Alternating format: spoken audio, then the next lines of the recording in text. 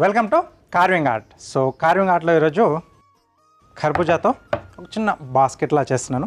అంటే ఇలాంటి మనం పూజలు అవి చేసుకున్నప్పుడు ఒక చిన్న బాస్కెట్లా కదంటే మనం చేసిన ప్రసాదం కానీ లేకపోతే ఏదైనా ఫ్రూట్స్ని చిన్న ముక్కలుగా కట్ చేసి కూడా నైవేద్యంగా పెట్టడానికి ఇది బాగా యూజ్ అవుతుంది.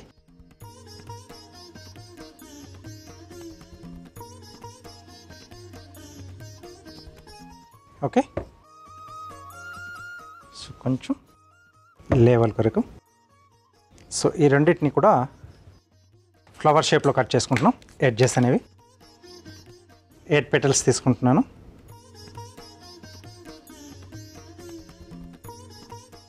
ఇప్పుడు కర్బూజాతో చేస్తున్నారు కాబట్టి ఓకే షేప్.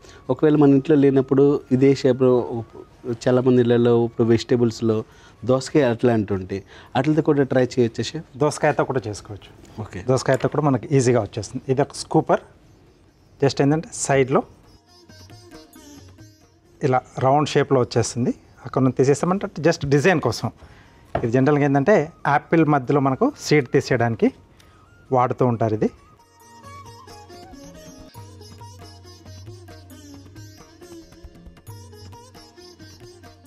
రంధ్రంలా వచ్చేస్తుంది మనకి ఇది తీసేసుకుంటే.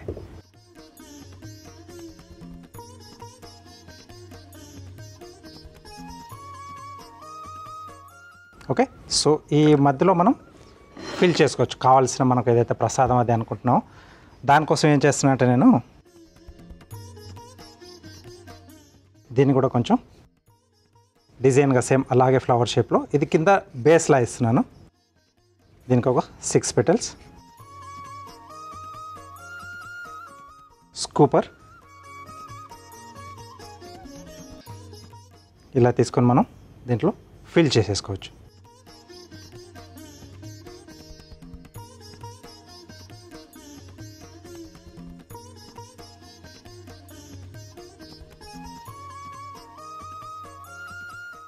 అలాగే ఇది ఇందాక మనం కట్ చేసుకున్నట్టే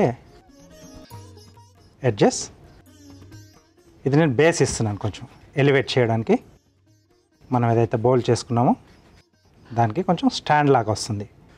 సో ఇక్కడ ఇది ఇలా వచ్చేస్తుంది.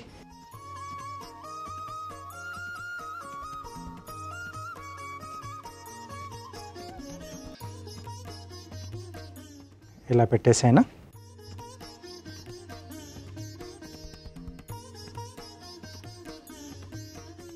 ఓకే, బేస్లో కింద మనకలా స్టాండ్ లాగా కూడా ఉండిపోతుంది. చాలా బాగుంది.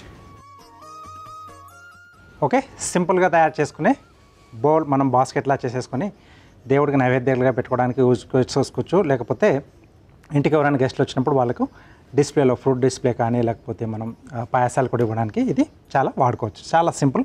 సో మీరు కూడా తప్పకుండా ట్రై చేయండి.